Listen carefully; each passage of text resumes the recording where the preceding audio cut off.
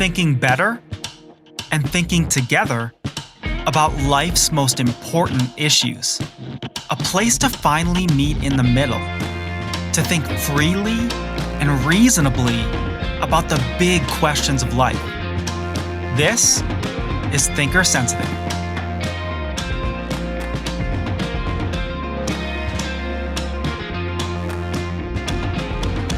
Welcome to the final episode of our three-part mini-series on cancel culture and public education. I am Ryan Ragazine, the host of the Thinker Sensitive podcast. On the first episode, we evaluated the pros and cons of cancel culture. On the last episode, we started to talk about public education, and we began to unpack an ethic of education.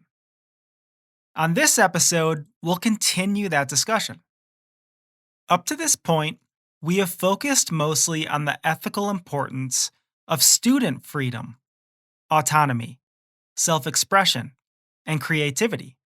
But professors and teachers in higher education deserve these same rights and protections. Even more so.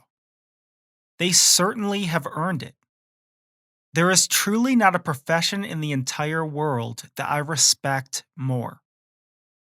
Professors are among the most well-educated people on the planet, having to go through an educational gauntlet to get where they are. The formal requirements for being a professor eclipses the requirements for being the president of our country, which is actually kind of ridiculous when you think about it. Maybe we should revisit educational requirements for political officials and presidents. In a world that too often undervalues and underappreciates formal educational achievements and credentials, professors deserve special rights and protections that enable them to work in a free and liberating environment. Fortunately, this is the case. There is very little oversight of college faculty, certainly not the kind you find in public high school. According to the American Federation of Teachers, there are three main factors for this. The first is academic freedom. Here's what AFT.org has to say about this.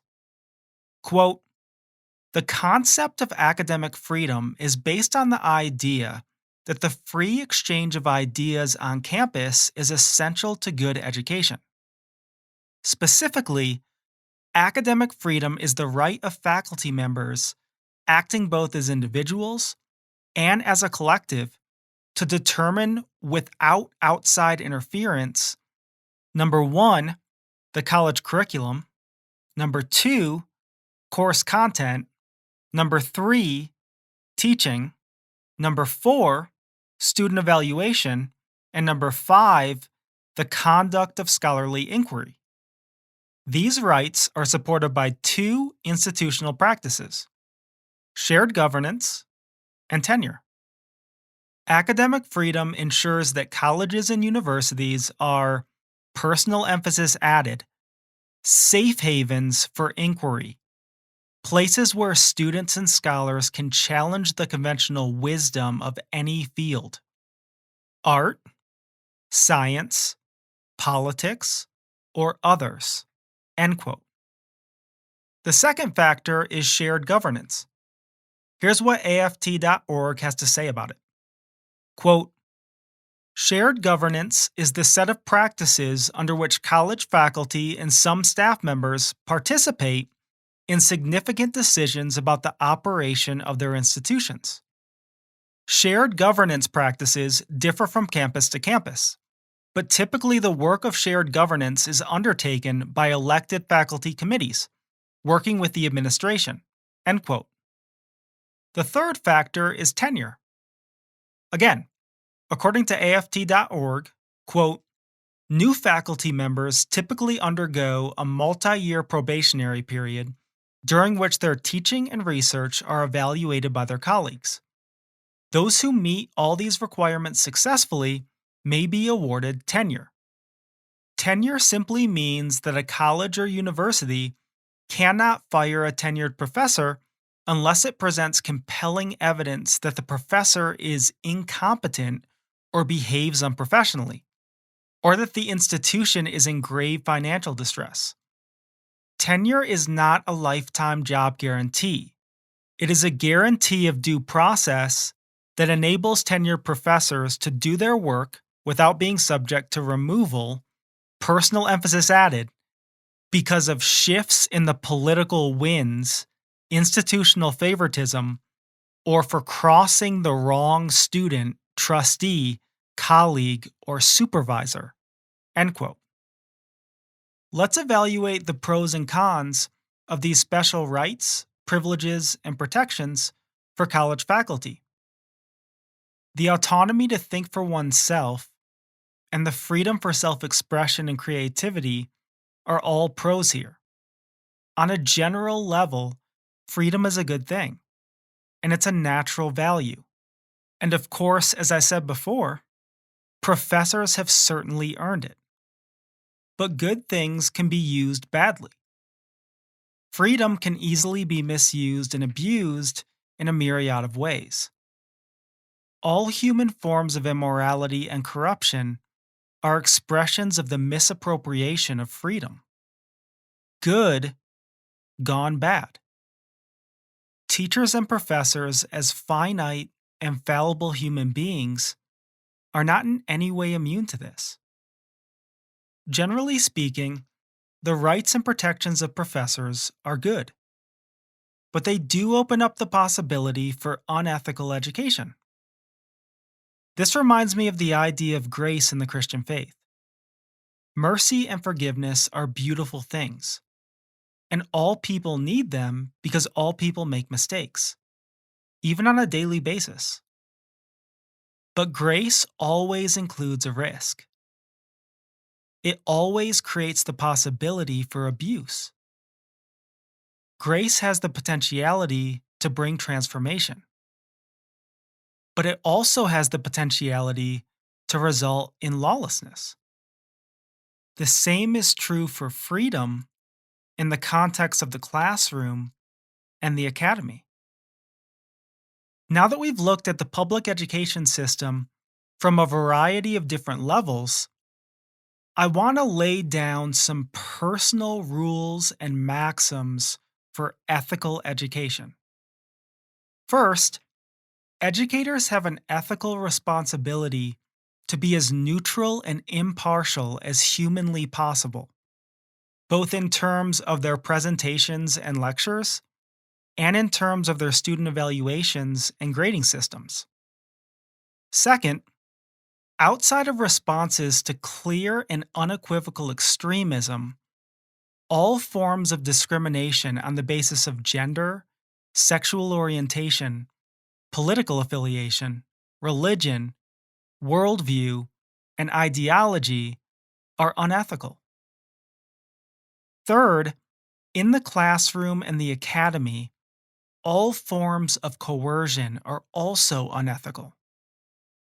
Fourth, educators have an ethical responsibility to clearly delineate between subjectivity and objectivity, to explicitly and verbally recognize when an idea is objective and when it is subjective, when a viewpoint is personal and ideological, and when it is universally or unanimously accepted, when it is an opinion, and when it is a fact. We expect students to cite their sources. Professors should do the same. Here's the thing. Many college kids are impressionable and easily influenced. They can also be a bit naive and simple-minded. They are still developing their views and ideologies. At that age and at that time in your life, there can be a tendency to view your professor as a godlike figure who knows all things. There can be a propensity to blindly accept everything they say and profess as true.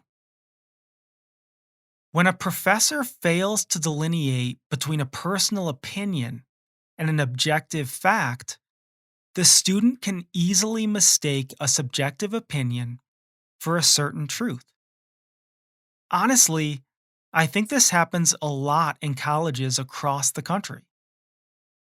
Anytime a professor treats a personal opinion as if it was a fact, she communicates and teaches in a disingenuous and unethical manner. Finally, the same rules and guidelines that apply to religion in public schools should apply to all subjective worldviews and ideologies in public schools. An obvious contemporary example would be CRT. Critical race theory is a debatable and subjective ideology. Just like with the Bible, if it's taught in schools, it should be presented in an impartial manner, not endorsed or encouraged. If it's taught, alternative views and counterarguments should also be presented so that the student can rightly and ethically think through the issues herself and make her own decisions. In general, when presenting a subjective ideology, whether religious or otherwise, alternative perspectives should also be presented to ensure balance and justice in the classroom. I'm concerned that many public schools might be turning into echo chambers. In the fifth episode of my Simple Mindedness season, I talked about the dangers and pitfalls of echo chambers. But I don't have time to rehash that content here.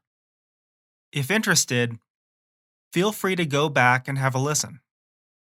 What I would say here is that echo chambers can create intolerance, a lack of patience with divergent opinions and alternative perspectives, and closed mindedness. They also can contribute to polarization. Is the current educational landscape producing graduates and future leaders who are more tolerant or more intolerant? More patient with people who believe differently? Or more impatient? More open minded? Or more closed minded? Is the contemporary public education system contributing to unity, peacemaking, and bridge building on the greater societal level? Or divisiveness, hostility, and polarization? These questions are worth further consideration. I stand by some of the statements made by the American Federation of Teachers, most notably that colleges and universities are safe havens for inquiry, places where students and scholars can challenge the conventional wisdom of any field: art, science, politics, or others. Again, is this just an ideal, or is it actually the reality?